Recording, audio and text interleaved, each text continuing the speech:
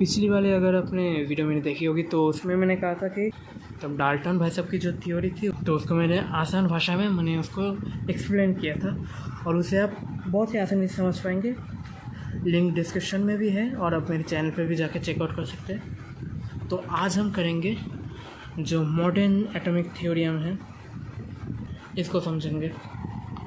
तो डाल्टन भाई साहब तो अपने हिसाब से ठीक ही थे। वो अगर पिछले वीडियो अगर देखा होगा तो ठीक से समझ पाएंगे। पहले पिछली वीडियो देख के वरना नहीं समझ पाएंगे ऐसे जाइए। हाँ तो अभी शुरू करते हैं। मॉडर्न जो एटॉमिक थ्योरियम है इसको हम लोग स्वामी विवेकानंद से भी तुलना कर सकते हैं, स्वामी जी से भी तुलना कर सकते हैं। तो उनके जो पॉइंट ऑफ व्यू थे उसके बेसिस पे ये है। तो उन्होंने नहीं बनाया था लेकिन उनके तरह ये थोड़ा एक्सप्लेन करता हूँ। तो देखिए पहला जो पॉइंट है उस पर मतलब ये मॉडर्न एटॉमिक थ्योरियम ने कहा है कि एटम कोई इंडिविजुअल नहीं है, सारे एटम एक ही है। मतलब ये दो एलिमेंट है, एलिमेंट 1 एलिमेंट 2, दो धर्म हम इनको कंसिडर कर लेते हैं। दो धर्म हैं, ये जो है ये सारे धर्म के अंदर रहने वाले जो इंसान हैं ये एटम्स है बेसिकली। तो ये जो एटम्स है इनमें कोई अंतर नहीं है, सारे एक ही है। ये भी जो है ये भी वो है, मतलब सारे एक है। कोई इंडिविजुअली कोई ऐसा कुछ नहीं है कि इनका जो इंसान रहते हैं ये एक तरह के होंगे, ये जो रहते हैं सब इंसान ही है, मतलब सब एटम ही है। ये एटम एक ही तरह के होते हैं, नाइदर ये कोई दूसरे तरह के नहीं होते, मतलब सारे इंसान हैं। समझ रहे हो ये थ्योरी? इसलिए मैं कह रहा हूँ ये स्वामी विवेकानंद जी के थॉट से इंस्पायर्ड है। तो इसको हम कैसे लिख सकते हैं? डाल्टन जी ने कहा था कि atoms are individual in different elements. तो हम अब लिखेंगे atoms are no longer individual. ठीक है, अभी इंडिविजुअल नहीं रहे, ये सब समान है।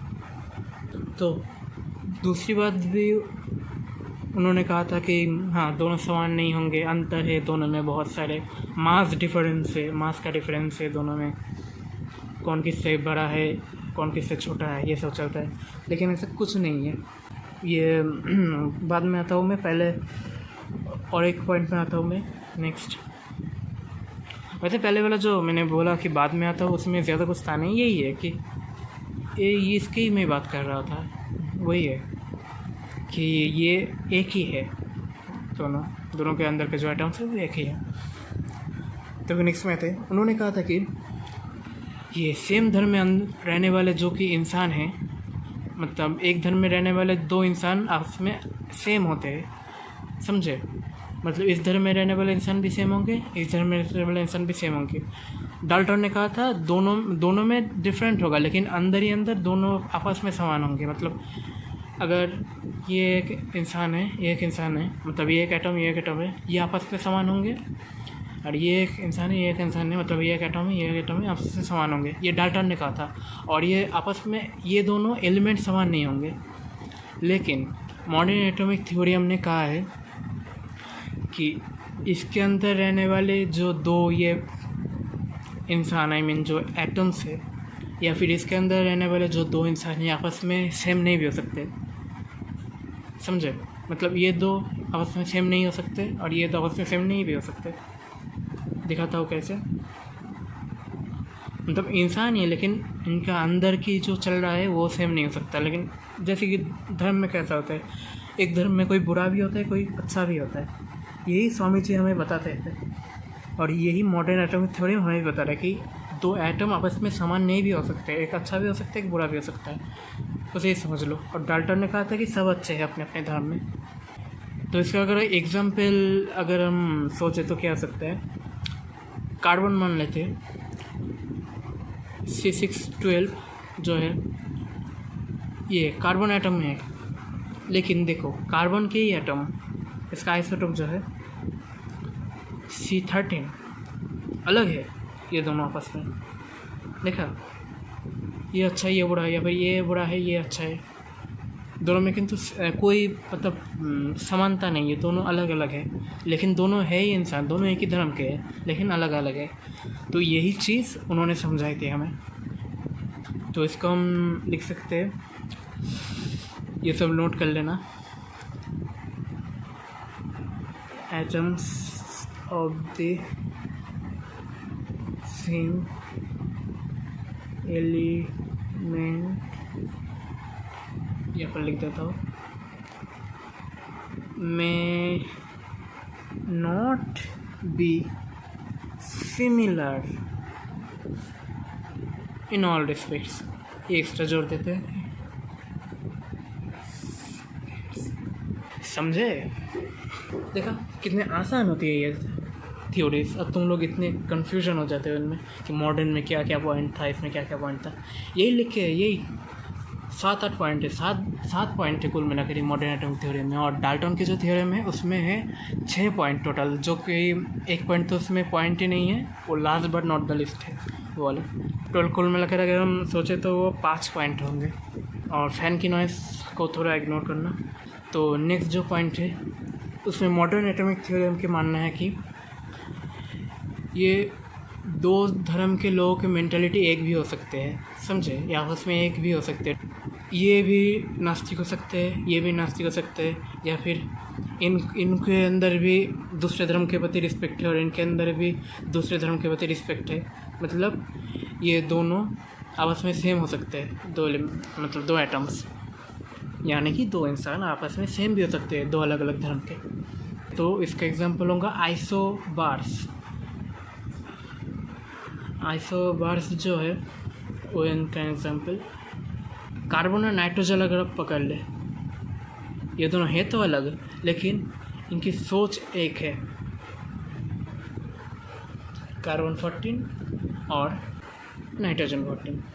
तो इसको अगर हम लिखना चाहे तो लिख सकते हैं कि इसका भी ऑपोजिट लिखेंगे, मतलब इस वाले पॉइंट का ऑपोजिट लिखेंगे। अब हम एटम्स ऑफ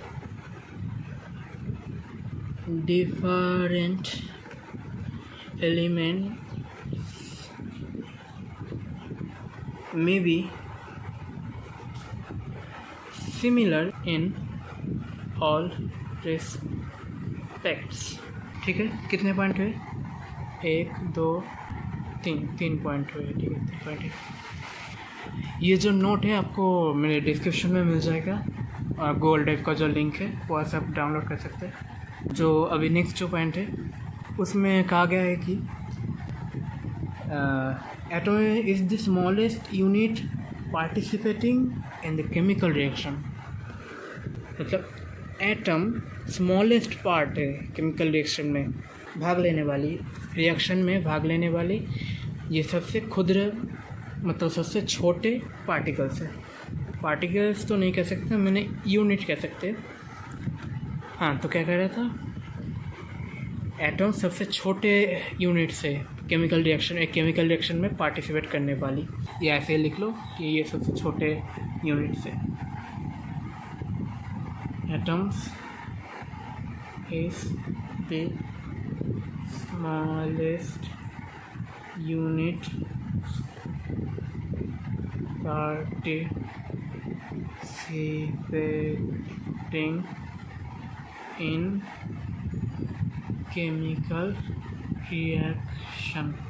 अगर आपको कोई पॉइंट अगर समझ में नहीं आया तो नीचे कमेंट में भी बता सकते हैं, या सबसे आसान तरीका है वीडियो को पीछे ले जाकर फिर से देख लीजिए। हाँ, तो जो मैं कह रहा था ये पॉइंट तो हो गया, ये एक सिंपल पॉइंट था, इसे याद रखना पड़ेगा। याद क्या रखना है, ये सिंपल पॉइंट, क्योंकि एटम सबसे छोटा यूनिट है एक केमिकल रिएक्शन में पार्ट लेने वाली।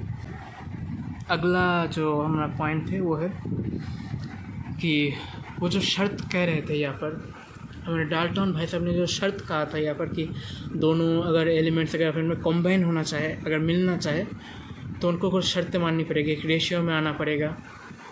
ठीक है, लेकिन यहाँ पर हाँ वो कहा है, हमारे स्वामी विवेकानंद जी ने भी वही कहा है कि कुछ शर्तें माननी पड़ेंगी, लेकिन शर्तें माननी पड़ेंगी, लेकिन शर्त की कोई हद नहीं होगी। हाँ मतलब वो इंटीजर वैल्यूज़ तो होंगे, मतलब होल नंबर्स तो होंगे ये। अब इसमें थ्योरी में अगर मैं जाऊँ तो ये होल नंबर्स तो होंगे, मतलब 2 3 4 ये ऐसे तो होंगे ये जो रेशियो है इनका। लेकिन इनकी कोई सीमा नहीं है कि ये नेगेटिव में सॉरी ये नेचुरल जाएंगे या फिर अननेचुरल भी जा सकते हैं ये। ठीक है, तो ये भी स्वामी जी के ये भी एक थॉट से मैच कर जाती है कि कोई हद नहीं होगी शर्तों की। इसको अगर हम लोग नोट डाउन करना चाहें तो लिख सकते हैं। थोड़ा ये मैं बुक की भाषा में तो लिख रहा हूँ, इसको बुक में ही पढ़ सकते हैं, ऐसे ही शायद लिखा होगा वहाँ पर भी, तो उस हिसाब से मैं लिख रहा हूँ। लेकिन अभी आपको ये समझ में आ जाएगा जैसे मैंने समझाया। Ratio in which atoms unite, मतलब मेल होते हैं, may be fixed integer values, मतलब फिक्स्ड होल नंबर में होंगे,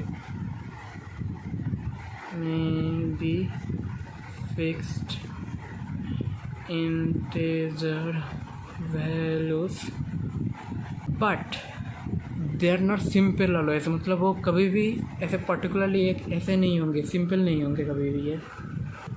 दे आर नॉट सिंपल ऑलवेज। तो अभी आते हैं हमारे, अभी कुछ नहीं, लास्ट के 2 पॉइंट्स बचे, छोटे छोटे 2 पॉइंट्स। तो सेकेंड लास्ट जो पॉइंट है हमारा वो है, हाँ, तो इसमें कहा गया है कि atom of one element can be changed into atom of another element. समझ रहे हो? पहले लिख लेता हूँ। Atom of one element can be, ये थोड़ा यहाँ पर मिक्स हो गया, कैन बी चेंज्ड इनटू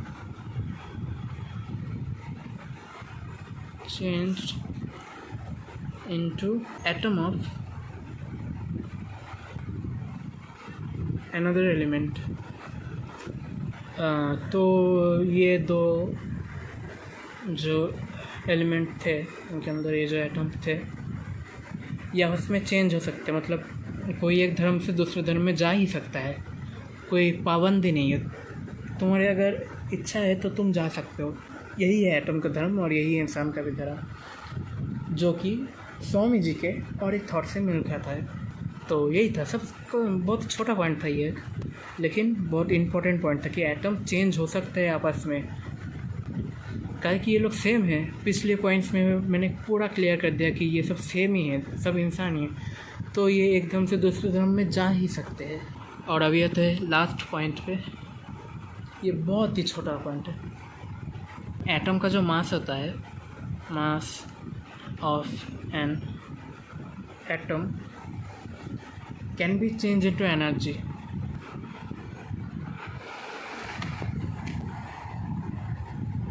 इसको अगर हम स्वामी जी के थॉट से अगर हम कंपेयर करना चाहें तो ऐसे कर सकते हैं कि हम अपने धर्म का जो गुरु है उसको हम एनर्जी में भी कन्वर्ट कर सकते हैं। वो अगर हम यूनाइटेड हो गए तो हम एक एनर्जी क्रिएट कर सकते हैं, एक सुपर एनर्जी। तो यही एटॉमिक थ्योरी में भी कि मास, ये एटम का जो मास है यानी इसका जो गुरूर है ये एनर्जी में भी कन्वर्ट हो सकता है अगर इसको तोड़ दिया जाए तो। और यहाँ पर आता है हमारा एक फॉर्मूला जो कि है E=mc²। ये फार्मूला अगर आपको पता नहीं है और आप फिज़िक्स पढ़ रहे हो या फिर केमिस्ट्री पढ़ रहे हो तो यार क्या मतलब है पढ़ने का। अच्छा, मुझे कमेंट में बताओ ये फार्मूला किसने बनाया था, E=mc²। और हाँ, यहीं पर हमारा एटॉमिक थ्योरी जो है वो ख़त्म होता है, लेकिन फिर से मैं और एक बार रिकैप कर लेता हूँ। तो पहले कहता है atoms are no longer individual, मतलब ये अब अलग अलग नहीं रहे हैं एटम्स, दो धर्म के एटम्स अलग अलग नहीं रहे हैं। Atoms of the same element may not be similar to all respects, मतलब एक धर्म में रहने वाले दो इंसान एक नहीं भी हो सकते। एटम्स ऑफ डिफरेंट एलिमेंट में भी सिमिलर होता है यहाँ पर, sorry, similar in all respects. तो यहाँ पर देख सकते हैं कि इसका मतलब है दो धर्म के लोग आपस में समान हो भी सकते हैं, जैसे कि कार्बन और नाइट्रोजन ये सेम है आइसोबार्स से, और ये पहले वाले आइसोटोप्स है, आइसोटोप्स है। अभी next point, atom is the smallest unit participating in the chemical reaction, ये तक पॉइंट ही हो गया। अब ये ratio in which atoms unite may not be fix integer values but there are simple always, मतलब ये शर्तें तो होंगी लेकिन उसकी कोई हद नहीं होंगी। नेक्स्ट पॉइंट है, atom of one element can be change into atom of another element, मतलब एक एटम के एलिमेंट दूसरे एटम के एलिमेंट में चेंज हो भी सकती है। नहीं, एक एलिमेंट के एटम दूसरे एलिमेंट के एटम में चेंज हो सकती है। और लास्ट जो पॉइंट है, mass of atom can be change into energy, ठीक है, इनका गुरुर एनर्जी में भी चेंज हो सकता है। तो यही तक था, बाय।